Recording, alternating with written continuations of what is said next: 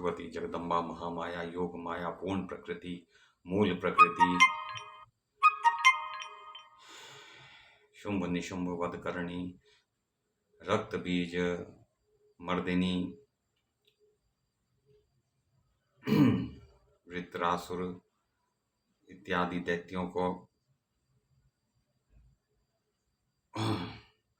पराजित करवाने वाली भगवती आद्या शक्ति परमेश्वरी जी को मैं प्रणाम करता हूँ।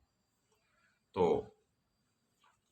वृत्रासुर का वध हो गया, इंद्र को बड़ा कष्ट हुआ, फिर भगवती जगदम्बा की आराधना से बड़ी कठिनाई से वो अपने कष्ट से छूटकर बाहर आए। तो तब राजा जन्मेजय ने अपने बड़बाबा जी व्यासदेव जी से पूछा कि हे प्रभु, कृपया ये बताइए कि कोई भी प्राणी कभी दुख में पड़ जाता है, कभी सुख में पड़ जाता है, स्थिर कोई रह नहीं पाता, ये भला क्या बात है।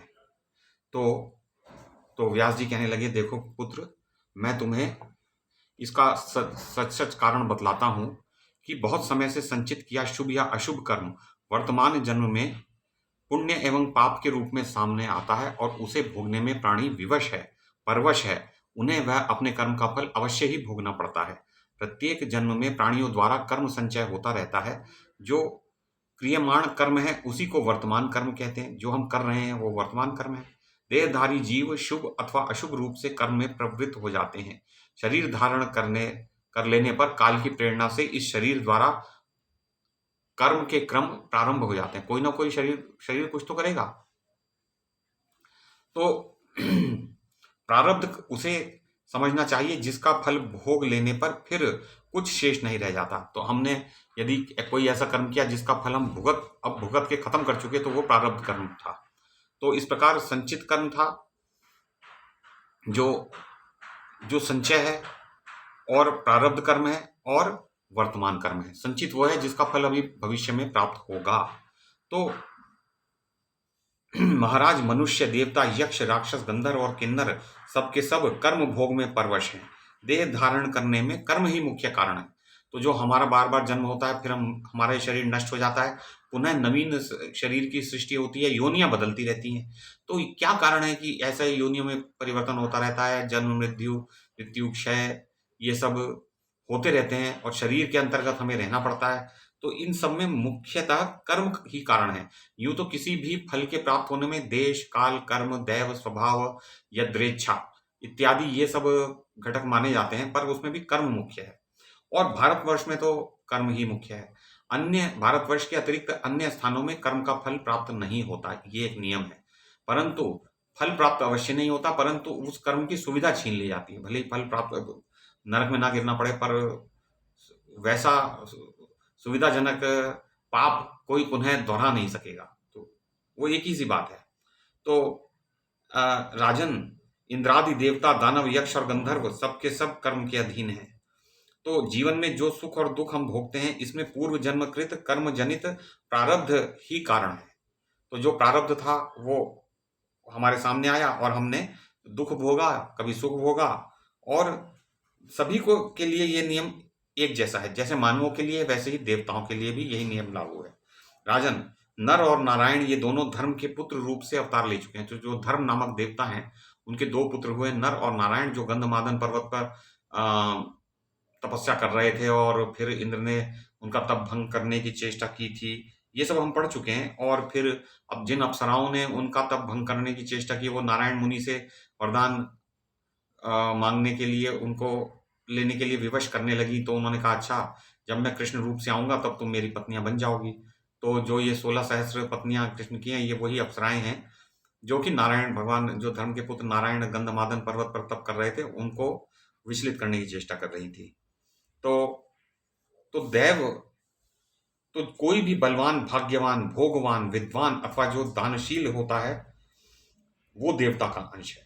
और जिसमें अधिक शक्ति हो, वो भी किसी देवता का अंश होता है। तो जिसमें पारलौकिक शक्ति होती है, दिव्य शक्ति जिसके अंदर हो, चमत्कारिक शक्ति हो, तो वो किसी देवता का अंश होता है। तो पांडवों के विषय में भी यही बात कही गई है। केवल सुख और दुख भोगने के लिए ही प्राणियों को देह धारण करना पड़ता है। और शरीर पाकर, अगर शरीर पा लिया, जैसे हमारे पास शरीर है, तो सुख और दुख दोनों प्राप्त होंगे और उससे बच नहीं सकते। कोई भी प्राणी स्वतंत्र नहीं है, प्रायः प्रतिक्षण दैव अपना शासन जमाए रहता है। अतः पराधीन प्राणी जन्मने और मरने के सुख एवं दुख को भोगते रहते हैं। तो ये तो भोगना पड़ेगा जैसा, तो इसलिए हमें अपने कर्मों को धर्म शास्त्र के अनुसार बना लेना चाहिए। धर्म शास्त्र जैसे कह रहा है ये निषिद्ध है, ऐसा मत करो, ऐसा कर सकते हो, ऐसा करना चाहिए, तो वही करना चाहिए जैसा लिखा है। तो इस दैव का ही प्रभाव है कि पांडव वनवासी हुए, जुए में हार गए तो वनवासी हो गए। इसके बाद अपनी भुजाओं के प्रताप से जब वो पुनः अपना राज्य वापस पा गए तो राजसूय यज्ञ किया, जो संपूर्ण यज्ञों में श्रेष्ठ माना जाता है। केवल एक सम्राट ही अश्वमेध या राजसूय यज्ञ कर सकता है। ये दोनों यज्ञ सम्राटों के लिए हैं। कोई सामान्य व्यक्ति इन इन यज्ञों को इसलिए नहीं कर सकता क्योंकि इसमें पूरे संसार के राजा जब अपने अधीन होते हैं तब ये यज्ञ किया जाता है। तो फिर वन में जाने की समस्या सामने आ गई, तो उन्हें फिर पुनः फिर वन में जाना पड़ा। उस समय क्योंकि वो जुए में हार गए, उस समय उन्हें अपार कष्ट झेलने पड़े। तो जब राजा लोग नहीं बच सके, यहाँ तक कि देवी देवता भी कर्मों का फल भुगतते हैं, दिव्य योनि वाले, तो फिर मानव क्या चीज है, उसे तो भुगतना पड़ेगा। तो व्यास जी कहते हैं, राजन, समय के अनुसार जैसा युग होता है वैसी ही प्रजा होती है। जैसे, और इस बात को कोई अन्यथा नहीं कर सकता क्योंकि इसमें युग का धर्म ही प्रधान कारण है।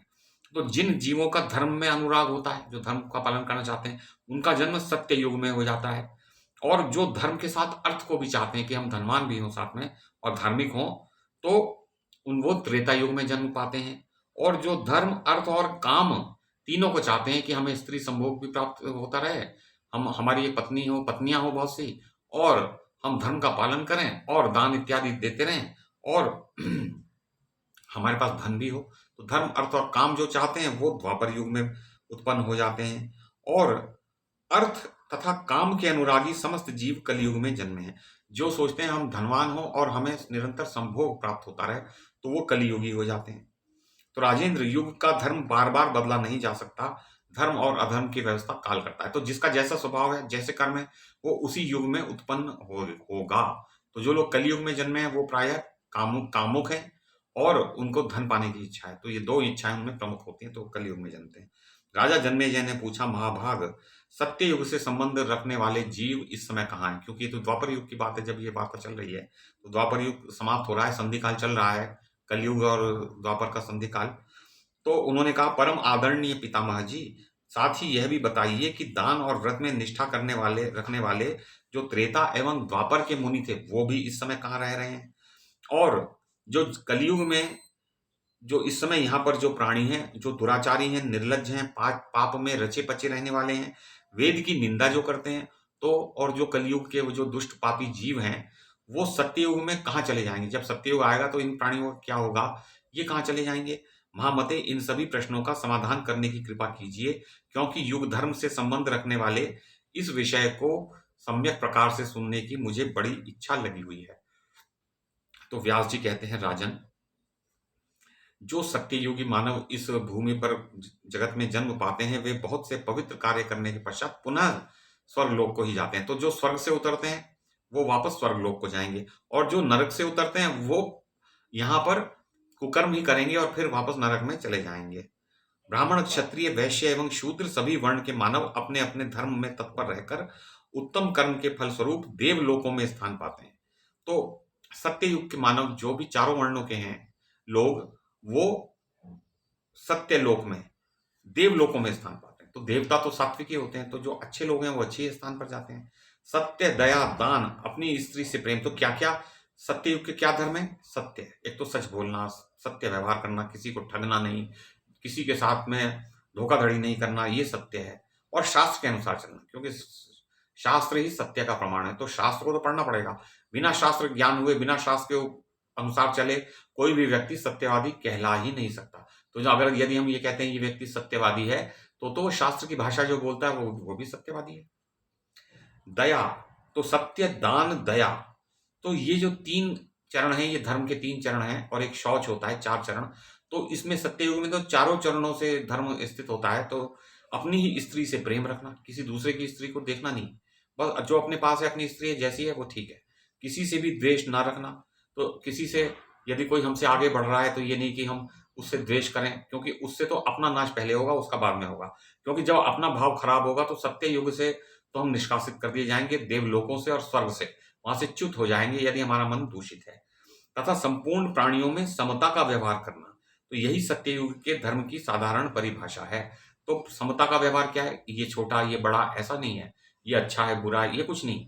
तो बस जैसे कि भगवत गीता में कहा है, सुख दुखे समय कृत्वा लाभ अलाभो जया अजयो ततो युद्धाय जस्व नैवं पापम वापस्यसि। तो मतलब समभाव रखो, इक्वेनिमिटी। इक्वेनिमिटी मतलब है कि भाव, ना तो क्रोध आए, ना कोई व्यक्ति डिप्रेशन में जाए कि निराश हो जाए, ना तो बहुत ज़्यादा वो प्रसन्न हो जाए, ना बहुत दुखी हो जाए। तो बीच की अवस्था जो होती है जिसमें कि कोई निर्विशेष भाव होता है, तो वो रखना सर्वश्रेष्ठ होता है। तो इसके अनुसार आचरण करके प्राणी प्राणी पुनः स्वर्ग में प्रतिष्ठित हो जाते हैं। तो अब हम देखेंगे ये जो युगों की व्यवस्था देखेंगे, धर्म की स्थिति, ये सब बातें जो चल रही हैं, इसको और आगे हम पढ़ेंगे कल को। तो भगवती जगदम्बा आद्या शक्ति परमेश्वरी भुवनेश्वरी पूर्ण प्रकृति योग माया महामाया चंडी चंडिका महालक्ष्मी देवी जी को मैं प्रणाम करता हूँ।